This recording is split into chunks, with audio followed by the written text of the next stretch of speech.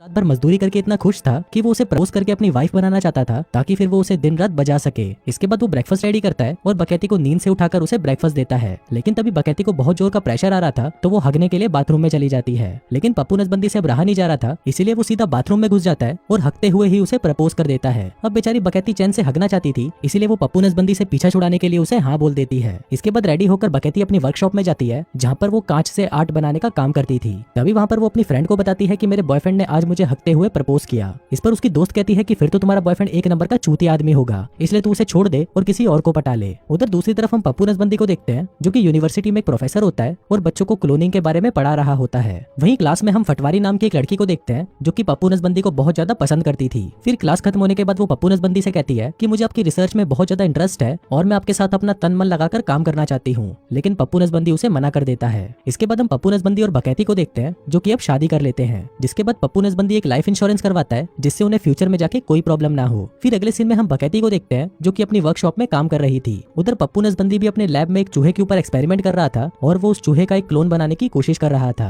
फिर काम खत्म होने के बाद पप्पू नसबंदी बकैती को कॉल करता है और कहता है कि डार्लिंग जल्दी से घर आ जाओ, आज हम पूरी रात पलंग तोड़ेंगे। अभी सुनकर बकैती भी अपना काम जल्दी जल्दी निपटाने लगती है, लेकिन तभी हम देखते हैं कि अचानक उसकी वर्कशॉप में आग लग जाती है। बकैती वहां से निकलने की बहुत कोशिश करती है, लेकिन गेट लॉक होने की वजह से वो बाहर नहीं निकल पाती और वहीं जलकर मर जाती है। उधर पप्पू नसबंदी अपना औजार खड़ा करके बकैती का वेट कर रहा था कि तभी उसके घर पर पुलिस आती है और वो उसे बकैती की मौत की खबर सुनाती है, जिसको सुनकर पप्पू नसबंदी सदमे में चला जाता है। इसके बाद हम देखते हैं कि बकैती का फ्यूनरल कर दिया जाता है और पप्पू नसबंदी उसकी अस्थियों को एक जार के अंदर संभाल कर रख लेता है। अब इस हादसे के बाद से पप्पू नसबंदी को अकेलापन खाए जा रहा था और उसे कुछ भी अच्छा नहीं लग रहा था, जिसके बाद वो एक साइकेट्रिस्ट के पास जाता है और उससे थेरेपी लेने लगता है। फिर एक दिन जब पप्पू नसबंदी अपनी लैब में काम कर रहा था तभी वो देखता है कि वो जिस चूहे का क्लोन बनाने की कोशिश कर रहा था वो उस काम में सक्सेसफुल हो जाता है, मतलब कि उसने एक चूहे का एक डुप्लीकेट चूहा बना लिया था। अब उन दोनों चूहों को देखकर पप्पू नसबंदी के दिमाग में एक आइडिया आता है, जिसके बाद वो वहां से सीधा बकैती के घर चला जाता है। वो वहां पर बकैती की एक पुरानी कंघी में से उसके कुछ बालों को निकालकर अपने लैब में ले आता है और उसमें से डीएनए सैंपल लेकर उस पर एक्सपेरिमेंट करने लगता है। दरअसल यहाँ पर पप्पू नसबंदी बकैती का एक क्लोन बनाना चाहता था, लेकिन इसमें एक प्रॉब्लम ये थी कि इसको पूरा होने में लगभग 8 महीनों का टाइम लगना था, लेकिन पप्पू नसबंदी इतना वेट नहीं कर सकता था।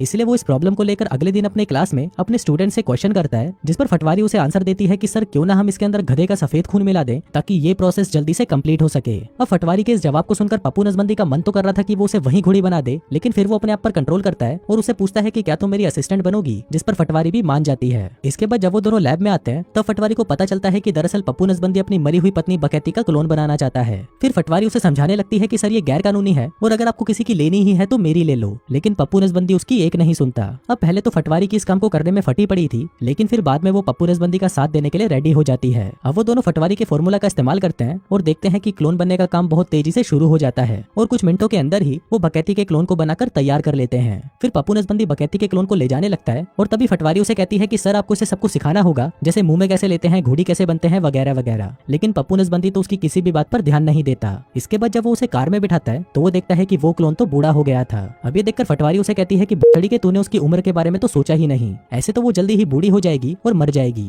और आगे होता भी वैसा ही है। बकैती का क्लोन पप्पू नसबंदी के सामने ही बूढ़ा होकर मर जाता है। अब ये देखकर पप्पू नसबंदी निराश हो जाता है, जिसके बाद वो उसकी बॉडी को बेसमेंट में बनी एक भट्टी में जलाकर खत्म कर देता है। इसके बाद वो दोनों फटवारी के फॉर्मूला में कुछ चेंजेस करते हैं और एक ऐसा फॉर्मूला तैयार कर लेते हैं जिससे बकैती का क्लोन अब जल्दी से बूढ़ा नहीं होगा। लेकिन पप्पू नसबंदी को फटवारी के इस फॉर्मूला पर ज्यादा भरोसा नहीं था, इसलिए वो बकैती का एक 3 महीने का छोटा बच्चा क्लोन बनाता है ताकि वो उसे सब कुछ सिखाकर बड़ा कर सके। वहीं दूसरी तरफ हम एक इंश्योरेंस एजेंट को देखते हैं जो कि पप्पू नसबंदी की ही फाइल को पढ़ रहा था, जिसके बाद वो अपने बॉस से कहता है कि इस आदमी ने अपनी वाइफ के लिए $3 मिलियन का एक लाइफ इंश्योरेंस करवाया था, लेकिन इसकी वाइफ एक एक्सीडेंट में मारी गई, इसलिए मुझे शक हो रहा है कि इस बावली ने कहीं खुद ही अपनी पत्नी को पैसों के लिए मार तो नहीं डाला। जिसके बाद वो पप्पू नसबंदी पर नजर रखने का फैसला करता है। दूसरी तरफ हम पप्पू नसबंदी को देखते हैं जो कि 3 महीने की बकैती को अपने घर ले जा रहा था और वहीं पास में ही वो इंश्योरेंस ऑफिसर भी था जो उसके घर के बाहर छुपकर उस पर नजर रख रहा था। अब पप्पू नसबंदी उस क्लोन को घर लाकर उसकी देखभाल करना शुरू कर देता है और उस क्लोन की उम्र भी जल्दी जल्दी बढ़ने लग जाती है। अब पप्पू नसबंदी उसे सब कुछ सिखाता है ताकि वो बड़ी होकर उसे हर तरह का सुख दे सके। जिसके बाद देखते ही देखते बकैती भी बड़ी हो जाती है और मजदूरी करने के लिए तैयार हो जाती है। लेकिन वहीं उस इंश्योरेंस ऑफिसर की ये देखकर गांड फट जाती है कि बहन कुछ ही दिनों पहले यहाँ पर एक छोटी सी बच्ची थी, लेकिन अब ये इतनी बड़ी कैसे हो गई। फिर कुछ दिन और बीतते हैं और बकैती अब पूरी तरह से उस उम्र की हो जाती है जिस उम्र में पप्पू नसबंदी ने उसे खोया था, लेकिन वो थोड़ी अजीब दिख रही होती है। इसके बाद फटवारी पप्पू नसबंदी से मिलती है और उससे पूछती है कि क्या आपने बकैती को घोड़ी बना दिया, जिस पर पप्पू नसबंदी कहता है कि मैं उसे बजाना तो चाहता हूँ, लेकिन मुझे वो असली वाली की तरह मजे नहीं दे पा रही। जब भी मैं उसे मुंह में लेने के लिए बोलता हूँ तो वो मेरा काट लेती है। इस पर फटवारी कहती है कि मैं नहीं काटूंगी और ये कहकर वो वहाँ से चली जाती जाती है। फिर घर आकर पप्पू नसबंदी बकैती से मिलता है और उसे अपने साथ ऊपर वाले बेसमेंट में ले जाता है। फिर वो उसे वहाँ पर बताता है कि तुम एक बार जलकर मर चुकी हो और मैंने तुम्हारी अस्थियां इस मटकी के अंदर रखी हैं। अब ये सुनकर बकैती की फट जाती है और वो उससे डरकर पीछे जाने लगती है, लेकिन तभी अचानक उसका पैर फिसलता है और वो नीचे गिरकर मर जाती है। जिसके बाद पप्पू नसबंदी उसे भी उठाकर उस बेसमेंट की भट्टी में जलाकर खत्म कर देता है। अब धीरे धीरे पप्पू नसबंदी डिस्टर्ब हो जाता है और उसे बुरे सपने आने लगते हैं। जिसके बाद वो ये सारी बातें अपनी थेरेपिस्ट को बताता है कि उसे ये सपने आते हैं कि उसने अपनी मरी हुई वाइफ का क्लोन बनाया है, लेकिन वो उस जैसी बिल्कुल भी नहीं है। इस पर थेरेपिस्ट कहती है कि वो इंसान वैसा तब बनेगा जब उसको वैसी परवरिश मिलेगी।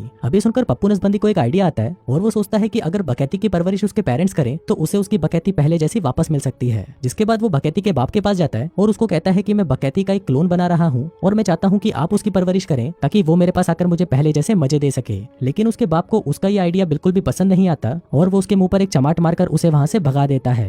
इसके बाद वो फटवारी के पास आता है और उसे अपनी वाइफ की खूबियां बताते हुए कहता है कि अब से तुम बकैती की परवरिश करोगी और उसे मुंह में लेना और घोड़ी बनना सिखाओगी। अब फटवारी ऐसा करना तो नहीं चाहती थी, लेकिन पप्पू नसबंदी की ऐसी हालत को देखकर वो उसकी बात मान जाती है। इसके बाद वो फिर से एक और क्लोन तैयार करते हैं, जिसके बाद फटवारी उस क्लोन की देखभाल करती है और उसे सब कुछ सिखाती है। जिसके बाद जब वो सब कुछ सीख जाती है तो वो उसकी छोटी सी तितली का चमगादड़ बनवाने के लिए उसे पप्पू नसबंदी के पास ले जाती है। इसके बाद पप्पू नसबंदी उसे एक इंजेक्शन लगाता है ताकि उसकी उम्र बढ़ना बंद हो जाए। फिर जैसे ही कुछ दिन बीतने लगते हैं, हम देखते हैं कि उस क्लोन को पप्पू नसबंदी के साथ रहना बिल्कुल भी पसंद नहीं था, लेकिन पप्पू नसबंदी हार नहीं मानता और वो बकैती के क्लोन को शादी के लिए प्रपोज कर देता है, लेकिन इस पर वो क्लोन उसे मना कर देती है। अब इस बात से गुस्सा होकर पप्पू नसबंदी फटवारी को बुलाता है और कहता है कि तुम इस क्लोन को अपने साथ ही ले जाओ, अब ये मेरे किसी काम की नहीं। लेकिन फटवारी भी उसे रखने से मना कर देती है और कहती है कि मैं इसका क्या करूंगी, ये तो मेरी गुलाबी भी नहीं चाटेगी। वहीं ये सारी बातें बकैती की क्लोन भी सुन रही थी, जिसे सुनकर उसे बहुत बुरा लगता है। जिसके बाद वो अपनी ही नस काटकर अपनी जान दे देती है। जिसके बाद वो उसे भी उठाकर उस बेसमेंट वाली भट्टी में जला देते हैं। लेकिन पप्पू नसबंदी यहाँ पर भी नहीं रुकता। जिसके बाद वो उसका एक और क्लोन बनाता है और फिर उसे सीधा बकैती की एक दोस्त के पास ले जाता है। वो उसे सब कुछ बता देता है कि ये बकैती की 4 महीने की क्लोन है और तुम्हें उसे बड़ा करना है और सब कुछ सिखाना है। अब उसकी फ्रेंड इस काम के लिए तैयार हो जाती है, लेकिन वो उस क्लोन को एक छिनाल बना देती है। जिसके बाद उस क्लोन को एक कालिये से प्यार हो जाता है और वो उसके साथ उसके काले घोड़े की सवारी करने के लिए उसके घर चली जाती है। फिर पप्पू नसबंदी और उसकी दोस्त जब उस क्लोन को लेने के लिए कालिये के घर पर जाते हैं तो वो क्लोन उनके साथ चलने से मना कर देती है और कहती है कि मुझे काला घोड़ा बहुत पसंद है। अब ये देखकर पप्पू नसबंदी की गांड जल जाती है और वो लैब में जाकर फिर से बकैती का एक क्लोन बनाने लगता है। लेकिन तभी फटवारी उसे मना करती है और कहती है कि तुम एक क्लोन के होते हुए दूसरे क्लोन को नहीं बना सकते।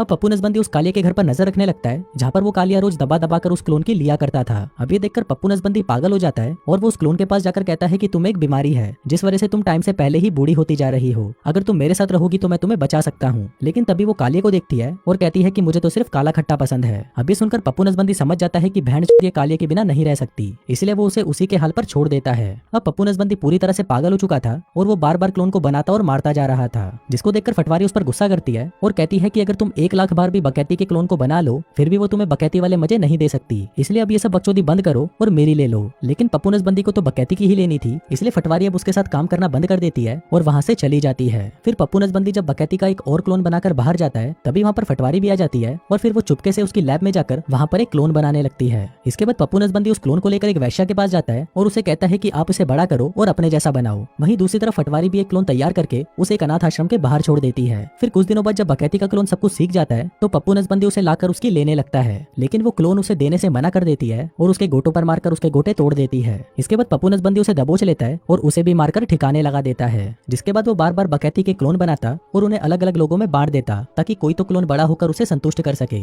लेकिन सभी में कोई ना कोई कमी तो रह ही जाती थी, जिस वजह से पप्पू नसबंदी उन सभी को मारकर उन्हें ठिकाने लगा देता था। इसके बाद हम देखते हैं कि पप्पू नसबंदी के पास अब बकैती का आखिरी बाल ही बचा था जिससे वो आखिरी बार उसका क्लोन बना सकता था। फिर वो उसका एक क्लोन बनाता है और उसे अपने एक दोस्त को दे देता है, लेकिन इसका बर्ताव भी बड़े होने के बाद ठीक नहीं था और वो बहुत ज्यादा दारू पीती थी। जिसके बाद पप्पू नसबंदी उस क्लोन की ड्रिंक में जहर मिला देता है और उसे भी मारकर जला देता है। वहीं दूसरी तरफ हम फटवारी को देखते हैं जो कि एक अनाथ आश्रम में जाती है जहाँ पर पप्पू नसबंदी का क्लोन मौजूद था, जिसका मतलब फटवारी ने पप्पू नसबंदी का क्लोन बनाया था ताकि वो उसके घोड़े की सवारी कर सके। इसके बाद हम पप्पू नसबंदी को देखते हैं जिसे एक कंघा मिलता है जिसको बकैती के क्लोन ने इस्तेमाल किया था। अब वो उसके डीएनए से एक और क्लोन बनाने की कोशिश करता है, लेकिन वो ऐसा नहीं कर पाता क्योंकि वो एक क्लोन से दूसरा क्लोन नहीं बना सकता था। अब पप्पू नसबंदी इन सबसे थक चुका था, इसलिए वो बकैती के पेरेंट्स के घर जाता है और उन्हें सारी बातें बता देता है। अब ये बात सुनकर उसकी मॉम बहुत ज्यादा खुश होती है क्योंकि उसे लग रहा था कि शायद इससे उसकी बेटी वापस आ सकती है। जिसके बाद वो पप्पू नसबंदी से कहती है कि तुम एक बार फिर से कोशिश करो और इस बार हम उसे बड़ा करेंगे। अब उसका बाप ये सब करने से मना कर देता है, लेकिन उसकी माँ जैसे तैसे करके उसे मना लेती है। जिसके बाद वो बकैती के कमरे से उसके बाल ढूंढकर उसे पप्पू नसबंदी को दे देते हैं ताकि वो उसका क्लोन बना सके।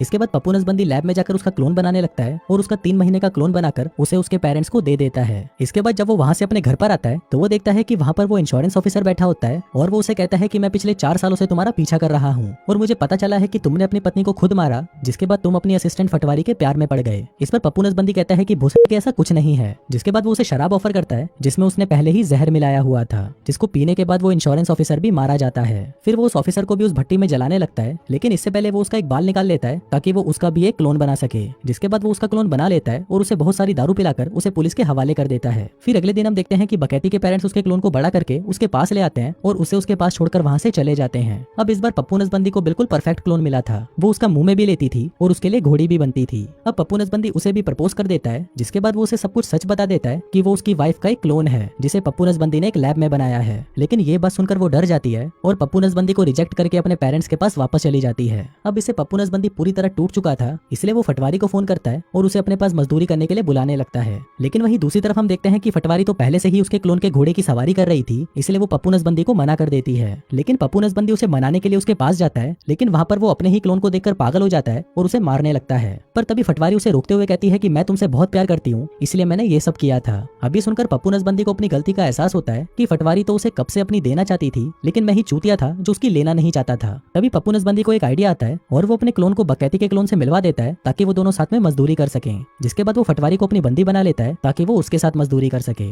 अब इससे सबके सब खुश थे और सबकी ठरक भी शांत हो चुकी थी। और दोस्तों, इसी के साथ ही ये कहानी यहीं खत्म हो